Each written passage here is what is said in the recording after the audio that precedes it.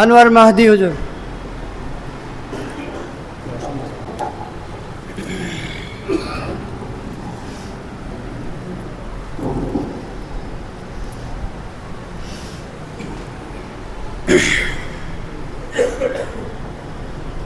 نحمده ونصلي على رسوله الكريم أما بعد أعوذ بالله من الشيطان الرجيم بسم الله الرحمن الرحيم اقرأ باسم ربك الذي خلق وقال رسول الله صلى الله عليه وسلم طلب العلم فريضة على كل مسلم। সর্বপ্রথম লাখো কোটি শুকর আদায় করি যিনি আমাদেরকে সৃষ্টি করেছেন এবং যারা আজকে বাংলাদেশ নুরানি তালিম শিক্ষা বোর্ডের বিদায়ী অনুষ্ঠানের আয়োজন করেছেন, আলহামদুলিল্লাহ। আমি আপনাদের সামনে পবিত্র কোরআন কারীমের একটা আয়াত তিলাওয়াত করেছি। বিশ্বনবীর অসংখ্য গণিত হাদিসের ভান্ডার থেকে একটি হাদিস পাঠ করেছি। আয়াত এবং হাদিসের পর আলোকে আমি আপনার সামনে 2 মিনিট কথা বলব ইনশাআল্লাহ।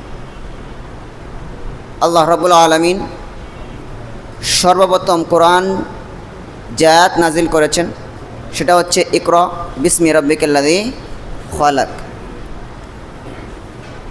এর দ্বারা উদ্দেশ্য কি?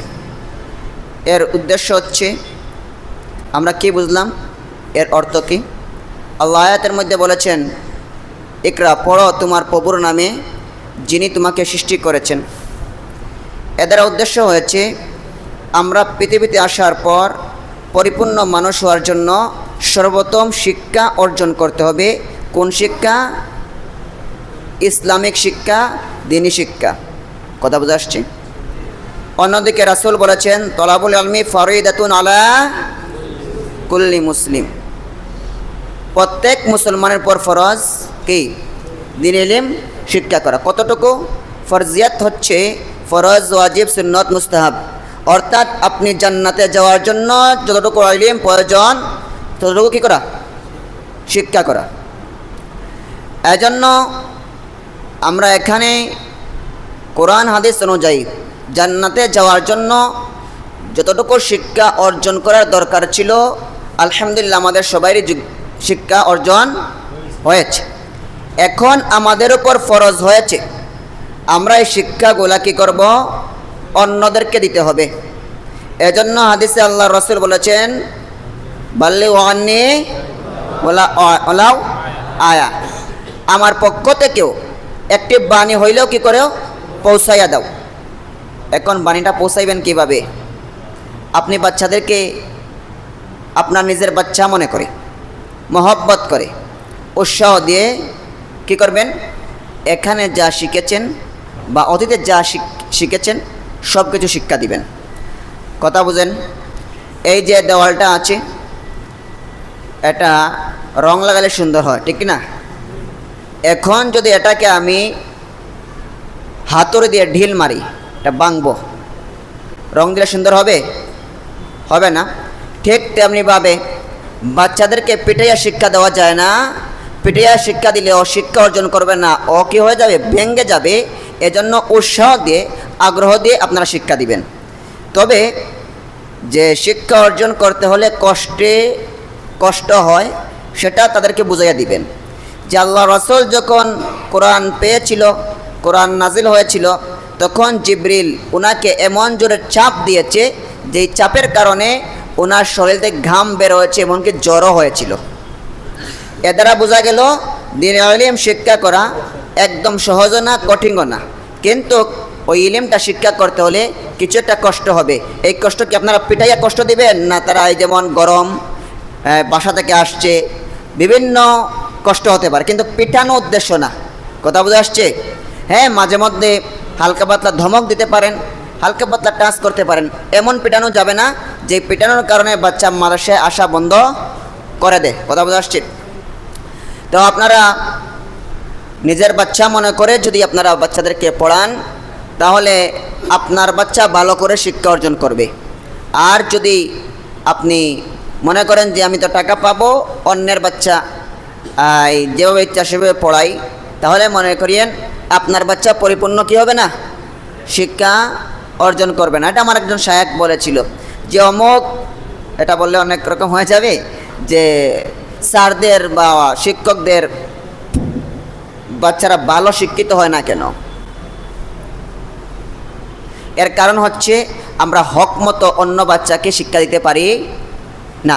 এজন্যই, কথা বোঝা আসছে? এজন্য আমরা বাচ্চাদেরকে হক মতো শিক্ষা আদায় করবো ইনশাআল্লাহ।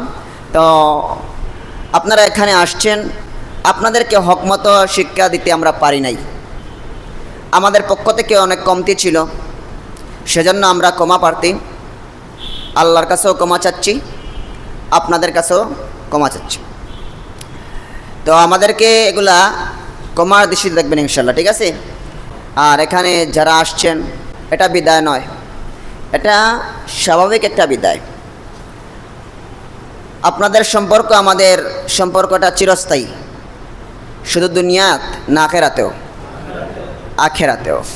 অর্থাৎ আমাদের যে সম্পর্ক হয়েছে এটা চিরস্থায়ী থাকবে।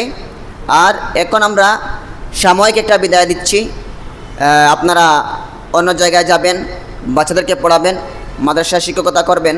তবে মাদ্রাসা শিক্ষকতা করার ক্ষেত্রে আপনারা একটা কথা লক্ষ্য করবেন, মাদ্রাসার মধ্যে গ্রুপিং করবেন না, পার্টি করবেন না,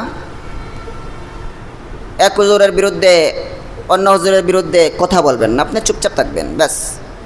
মুহতামিম সাহেবের বিরুদ্ধে কথা বলবেন না, নাজিম সাহেবের বিরুদ্ধে কথা বলবেন, ওরা যা ইচ্ছে তাই করুক। আপনার কাজ হচ্ছে পড়ানো, আপনি পড়াবেন। কথা বোঝা আসছে? গ্রুপিং করে প্রতিষ্ঠান টিকে না, নষ্ট হয়। আপনাকে দেখবেন, আমার অভিজ্ঞতা থেকে বলছি, অনেক মুহতামিম জিজ্ঞাসা করবে অমুক হুজুর কেমন, তমুক হুজুর কেমন। আপনি বলবেন কি? হুজুর আমি বলতে পারবো না। এটা মিথ্যা হবে না, এটা তাওয়িল হবে।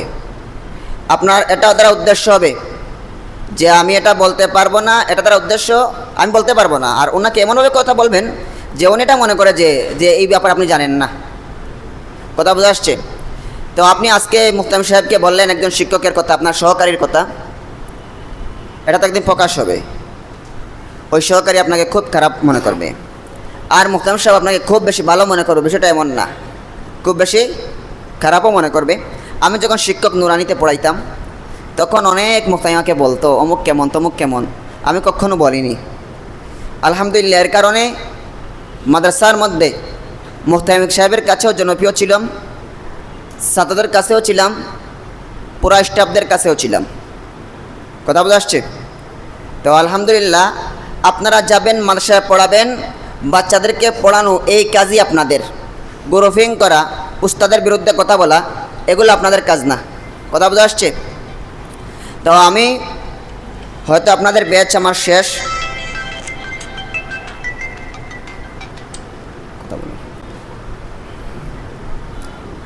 হয়তো আপনাদের ব্যাচ আমার শেষ প্রশিক্ষণ এখানে। আমি আসলে আপনাদেরকে পরিপূর্ণ শিক্ষা না দেওয়ার কারণে বা পরিপূর্ণ পড়াইতে পারিনি, সেজন্য আমি নিশ্চয় দুঃখিত। আমি এখানে আসছিলাম, আহমদ শাহ হুজুর আমাকে খুব মহব্বত করে, ওনার ছোটো ভাই হিসাবে আমাকে দেখে উনি আমার উপকার যেগুলা করেছে আমি সেগুলার বিনিময়ে এক জাররা পরিমাণও দিতে পারিনি। আমার ইচ্ছা ছিল না এখান থেকে যাওয়ার, ভাগ্যের কারণ হয়তো আল্লাহ চাচ্ছে না এখানে রাখার জন্য, সেজন্য আল্লাহ আমার অন্তর ঢেলে দিয়েছে এখান থেকে চলে যাও। কিন্তু আমার মন বলে না থাক, আবার একটা মন বলে যা। তো ইনশাল্লাহ আমি চলে যাব।